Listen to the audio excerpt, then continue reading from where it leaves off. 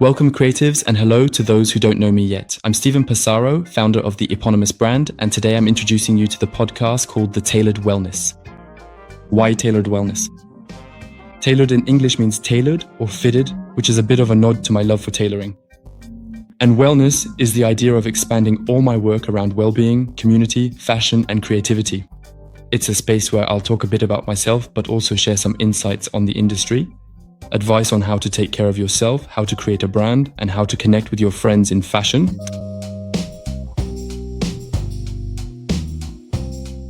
And we'll start with my journey. I have a very unconventional background. I started by doing a high school diploma in electronic engineering. At this point, you're probably thinking, what is he talking about? Basically, I used to have fun programming coffee machines for my diploma, so I could take different electives.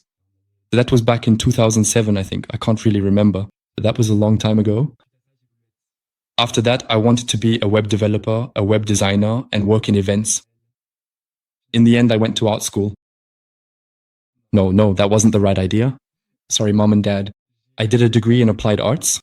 That part was cool though. Fashion, textiles, communications, spatial design, a bit of everything really. Kind of like me, a bit of everything. And I really liked that aspect where my brain was able to think 360 degrees about a project from A to Z, from design to communication to execution to the details of production. That really stimulated you. And then in France, they tell you, well, you did your foundation year. Okay, but now you have to make a choice. A what? A choice? That was tough. Because I wanted to go into fashion, but I saw that field as something difficult. And with a father in construction, I thought, well, maybe architecture isn't such a bad idea after all.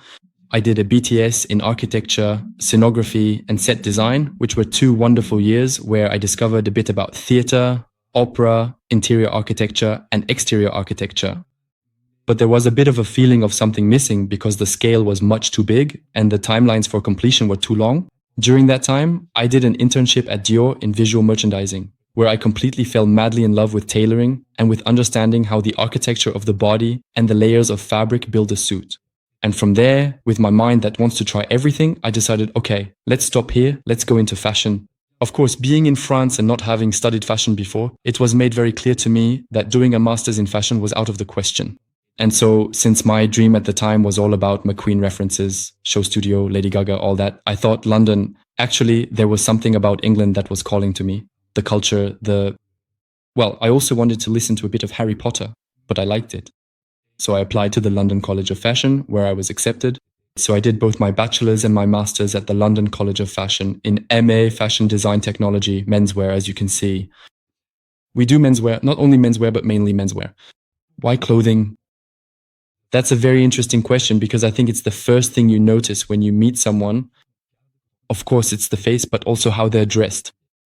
And for me, clothing tells a story, an identity, a sense of belonging to a group. But above all, for me, it was also a time when I wanted to create a space where I could be myself and feel safe.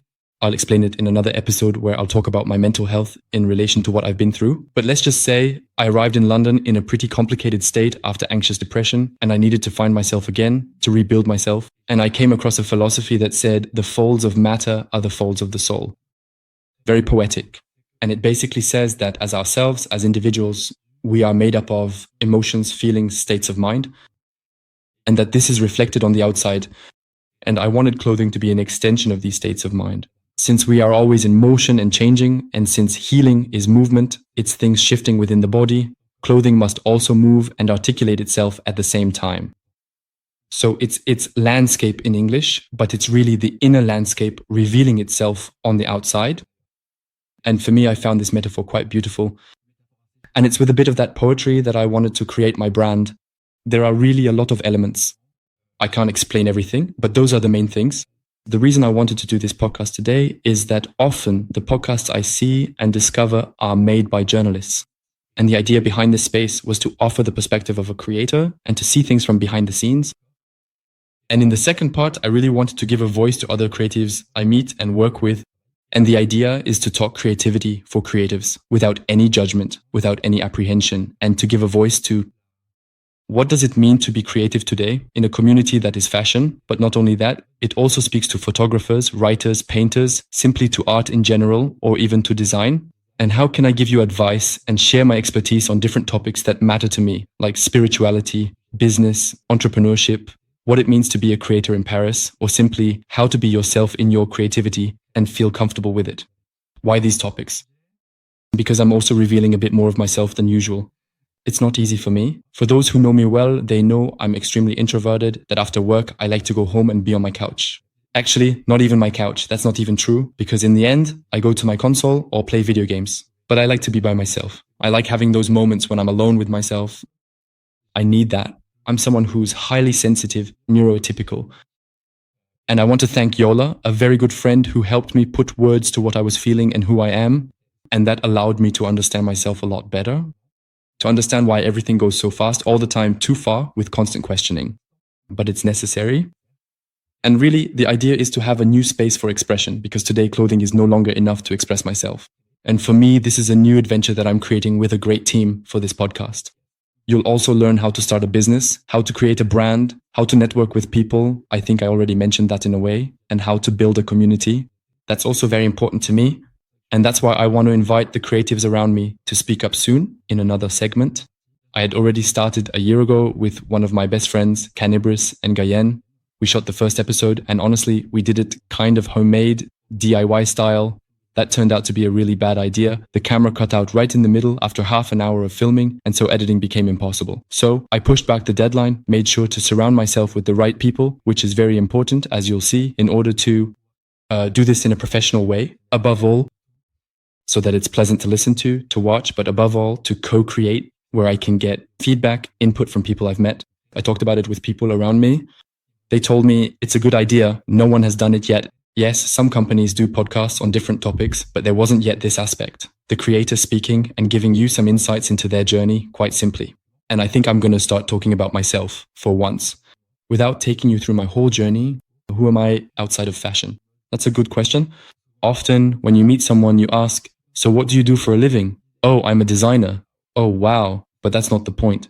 If I take away who I am as a designer, I'm a creative person, someone sensitive. My best friend would tell you that I'm too nice. A nightmare? That I sometimes let people walk all over me. But I have a strong side too. Watch out. You can't let things get out of hand either. We've learned over time, you have to know when to bite back.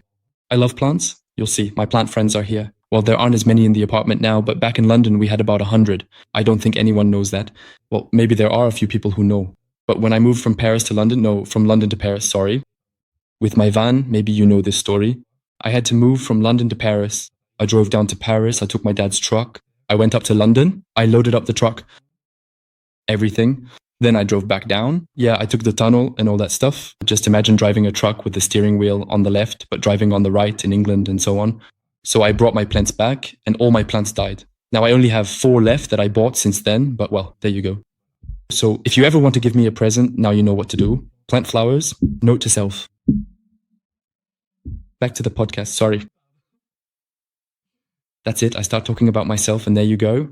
I think I'm playful, I'm just like anyone else. I really love to laugh, I don't take myself seriously at all. There's this girl who once came to do an internship with me. She came for an interview and saw my face on LinkedIn and panicked thinking, yeah, he must be super strict and all. But then when she came for the interview, I was sitting there eating hot dogs with ketchup in my slippers. She thought to herself, okay, I think I was wrong about this person. Yeah, I can be a clown when I want to. And it was also my team who told me to show my real self more often. They're the ones who said, you're really funny when you get going. It's super chill.